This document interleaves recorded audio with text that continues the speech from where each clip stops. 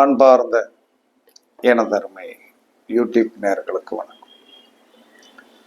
இதுவும் ஒரு முக்கியமான பதிவு தான். இந்த முக்கியமான பதிவு அப்படின்னு சொல்லி வரும்போது, ஒரு கட்டத்தில் ஒரு 3க்கு மேலே ஒரு கிரகம் சேர்ந்துருக்கும். 3க்கு மேலே 4, 5 கூட இருக்கும். ஒரு ஜாதகத்தில் 7 கிரகம் சேர்ந்திருக்கிற நம்மளுடைய ஜாதகத்தை போய் நான் பார்த்தேன். ஆமாம், நம்மளுடைய சப்ஸ்கிரைபர் தான். பார்க்கும்போது முன்னேற்றம் இல்லை. அப்ப அந்த மாதிரி ஒரு கிரக கூட்ட, இதுக்கு பேர் கூட்ட கிரகம். 2க்கு மேல 3க்கு மேல போயிருச்சுனாலே அது கூட்டம் தானே. அப்ப இதை எப்படி இந்த ஜாதகர் சிறப்பாக வாழ்க்கையில் முன்னேறிடுவாரா, முன்னேற மாட்டாரா அப்படிங்கிறத நம்ம எப்படி கண்டுபிடிக்கிறது? ஒரே கட்டத்துக்குள்ள நிறைய கிரகங்கள் உட்கார்ந்துருச்சே அப்படிங்கிற கலக்கங்கள் ஜோதிடர்களுக்கே உண்டு. அதெல்லாம் மாற்றம்லாம் கிடையாது. அப்ப கூட்ட கிரகம் ஒரு கட்டத்தில் இருந்தால் யோகமா தோஷமா, இதை எப்படி நாம கண்டுபிடிக்கிறதுக்கு என்ன சொன்னா, இந்த கூட்டமா உட்கார்ந்துருக்கிற கிரகத்திற்கு ஒருத்தர் இடம் கொடுத்திருப்பார்ல, அவர் ஆட்சி உச்சம் பெறணும். அவர் ஆட்சியும் உச்சமும் பெறணும். ஆட்சி உச்சம் பெறலைன்னா ஒரு கால் நேசமானால், அந்த இடம் கொடுத்தவர், அந்த கூட்டமான கிரகத்திற்கு இடம் கொடுத்தவர் நேசமாகி இருந்தால் என்ன நடக்கும்? அவ்வளவு கூட்டம் சேர்ந்தும் ஒரு பிரயோஜனமும் இல்லை. இது என்ன சொன்னா, ஜோதிட சாஸ்திரத்தின் ஒரு உண்மையான ரகசியம். ஏன்னா இது எப்பயுமே ரேரா தான் இந்த மாதிரி கிரகங்கள் கண்டிப்பாக இருக்கும். ரேரா தான் இருக்கும். இருந்தாலும் அந்த நபர் நல்லா இருக்காரா? சில பேர் நல்லா இருப்பாங்க.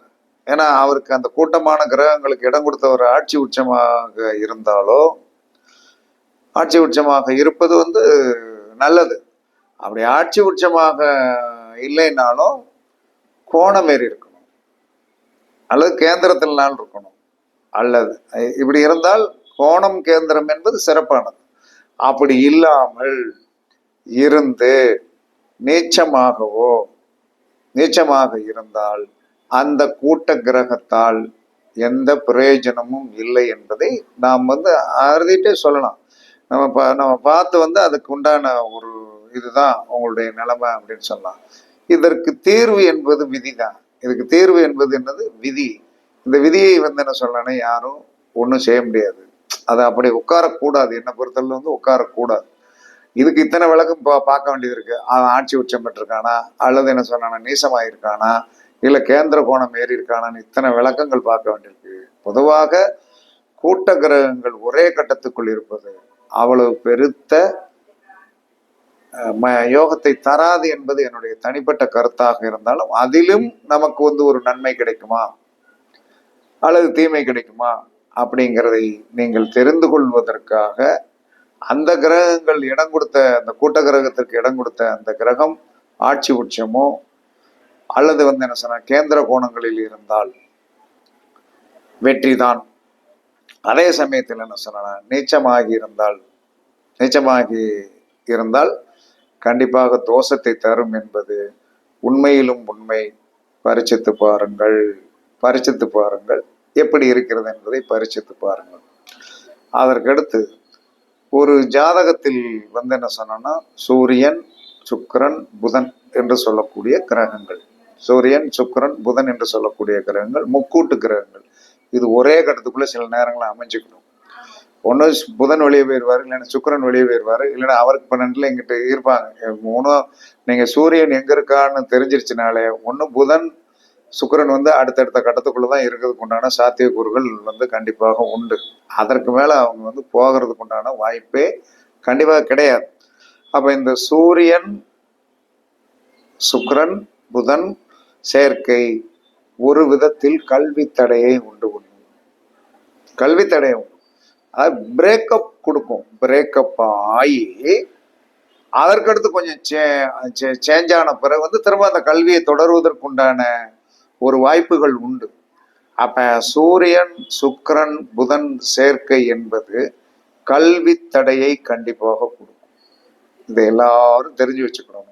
அப்படி எந்த இடத்துல இந்த கல்வி தடையை கொடுத்தது, நம்ம எந்த காலத்துல படிக்கும்போது இதுக்கு உண்டான ஒரு பிரேக்கப் ஆச்சு அப்படிங்கிறது கண்டிப்பாக ஏற்படும். அதில் என்ன சொல்றான்னா மாற்று கருத்தெல்லாம் கிடையாது. இதை எல்லாரும் நீங்க பரிச்சித்து பாருங்க. பரிச்சித்து பார்த்தா அந்த மாதிரி ஜாதகங்கள் வரும்போது, இல்லது நம்மளுடைய குழந்தைகளுடைய ஜாதகத்தை நம்ம பார்க்கும்போது அப்படி கிரக அமைப்புகள் இருந்தால், அல்லது மனைவியுடைய ஜாதகத்தில் அந்த மாதிரி இருந்தால், நம்மளுடைய ஜாதகத்தில் அந்த மாதிரி இருந்தால், இதை நம்ம பரிச்சித்து பார்த்தால் இதோட உண்மை நிலைமை தெரியும். இது ஒரு அறிவுபூர்வமா ஜாதகம் பார்க்க வந்தவங்களுக்கு டக்குன்னு எடுத்து சொல்லக்கூடிய ஒரு விஷயம். அவன் கேட்டா இந்த இந்த காலத்துல என்ன சொன்னான்னா சொல்லிடுவாங்க. அப்ப நாம் இதை பரிச்சித்து பார்க்க வேண்டும். ஏன்னா சூரியன், புதன், சுக்கிரன் முக்கூட்டு கிரகமாக இருந்தாலும் இந்த மூன்றும் ஒரே கட்டத்தில் இருப்பது கல்விக்குண்டான தோஷத்தை கொடுக்கிறது என்று சாஸ்திரம் சொல்கிறது.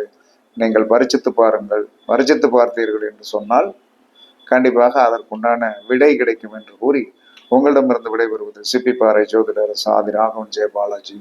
சுகமே சொல்க, சுகமே சொல்க. வாழ்க வளமுடன், வாழ்க வளமுடன். வணக்கம், வணக்கம், வணக்கம், வணக்கம், வணக்கம், வணக்கம்.